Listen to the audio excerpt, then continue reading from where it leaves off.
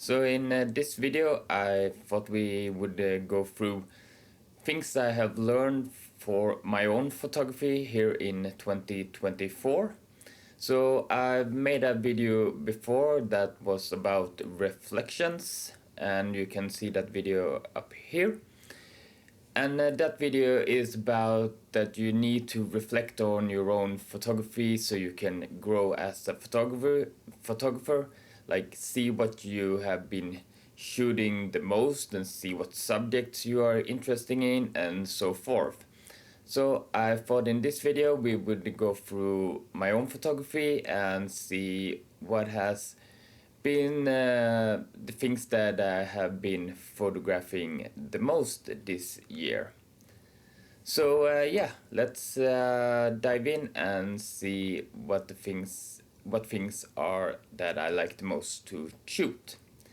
So if I look at my own photography for this year, water is still a big part, still a big part of my photography.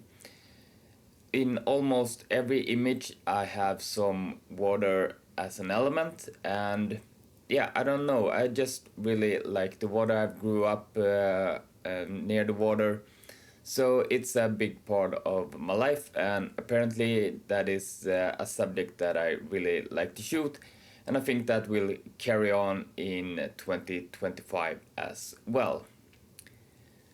Another thing that I have noticed for my photography this year is that I have been shooting a lot more color images in 2024 than I have done before. I really like black and white photography, and I still do in 2024, as I have some images that are black and white, but color has made a big comeback in my photography in 2024.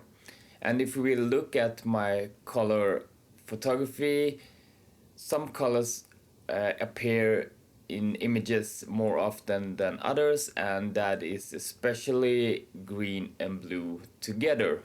I think that is two colors that I really like the green leaves and the blue water.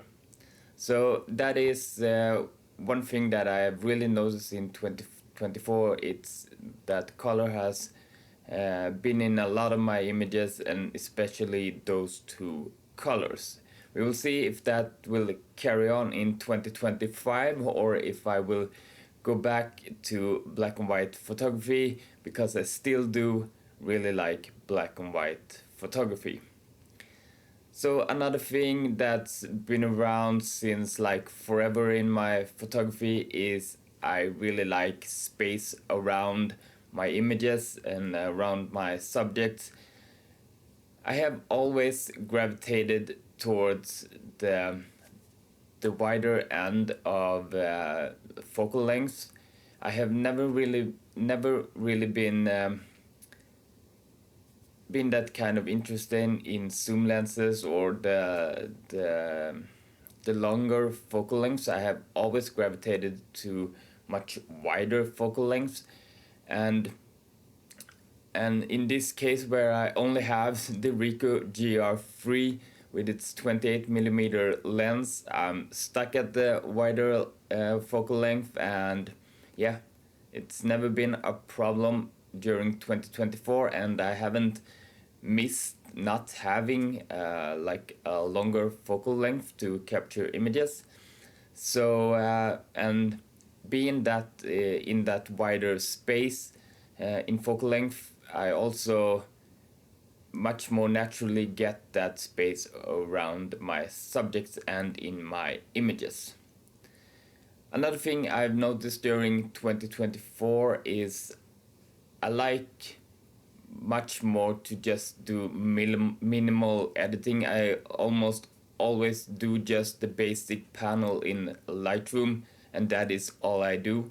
So I really much more like natural looking images. I don't want them to be perfect. When I do edit, I try to look at things that can be distracting, and maybe remove those parts by cropping or something like that. But I rarely do that because I try to crop out that the distracting moments when I take the shot. So when I do edit, I just do very minimal editing, and yeah, I really like that. It shouldn't be too complicated when you get into the editing process. That's just how I like it. So yeah, I think that is the most apparent things I've noticed in 2024 when it comes to my images. And it will be interesting to see what carry on to 2025, or if something changes, or if I add something to my images. But I think mostly it will stay the same, but you never know. In 2024, more color images came into my photography, so we will have to wait and see until the end of next year to see what has happened. But this is really good to do a reflection at the end of the year to see how your photography might have changed, or if it have stayed the same. But then you can get into the next year and really focus in on those details even more to elevate your photography. So that's it for this image. Now the new year is waiting. So yeah, I will see you in the next year.